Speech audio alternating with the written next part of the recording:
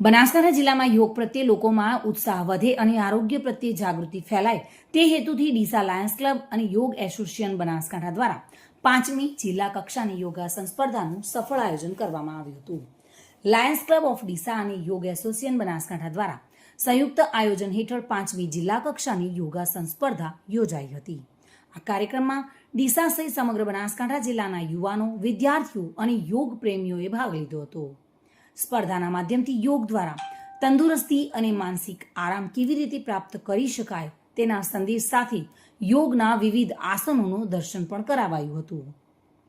આજ રોજ Deesa Lions club ખાતે બનાસકાંઠા જિલ્લા યોગ એસોસિએશન તેમજ લાયન્સ ક્લબ દ્વારા 5મી જિલ્લા કક્ષાની યોગ સ્પર્ધાનું આયોજન કરવામાં આવ્યું છે, જેમાં 8થી 65 વર્ષ સુધીના લગભગ 100થી વધારે સ્પર્ધકોએ ઉત્સાહભેર ભાગ લીધો છે. આટલા વરસતા વરસાદમાં પણ તેમની યોગ પ્રત્યેની નિષ્ઠા એ જ દર્શાવે છે કે આપણે આપણી સંસ્કૃતિનો વારસો જાળવી રહ્યા છીએ.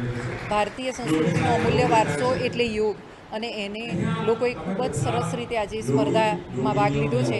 આ સ્પર્ધામાં જે વિજયી થશે એ લોકોને અમે અહીંથી રાજ્ય કક્ષાએ, રાષ્ટ્રીય કક્ષાએ તેમજ આંતરરાષ્ટ્રીય કક્ષાએ એમને મોકલવા માગીએ છીએ. અને બનાસકાંઠા જિલ્લા એટલે પછાત જે જિલ્લો કહેવાય, એમાંથી રત્નો શોધીને અમે એને આગળ રાષ્ટ્રીય અને આંતરરાષ્ટ્રીય કક્ષાએ મોકલીએ એના માટેનું પ્લેટફોર્મ પૂરું પાડીએ છીએ. તો બનાસકાંઠા જિલ્લા યોગ એસોસિએશનની આ 5મી જિલ્લા કક્ષાની જે સ્પર્ધા છે, તો કહેવાય છે કે આજ સવારે વહેલો બહુ વરસાદ હતો, છતાં આટલા વિદ્યાર્થીઓ, વાલીઓ અને શિક્ષકો આવ્યા છે અહીંયા અને આ સ્પર્ધાને એક સફળ બનાવી છે. તો તેના માટે ખૂબ ખૂબ આભાર માનું છું. અને હું અહીંયા કેસર સ્કૂલ ડીસામાંથી મારા 5 વિદ્યાર્થીઓને લઈને આવ્યો છું. અને મારા વિદ્યાર્થીઓ નહીં પણ દરેક વિદ્યાર્થીઓએ બહુ સરસ રીતે બહુ એમના અંગ અને ઉપાંગોનું પ્રદર્શન કર્યું છે. તો તેમના માટે હું એમને પણ અભિનંદન પાઠવું છું. ધન્યવાદ.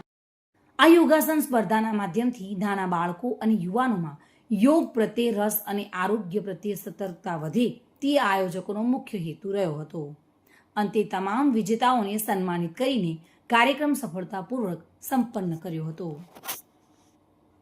Today news Gujarati.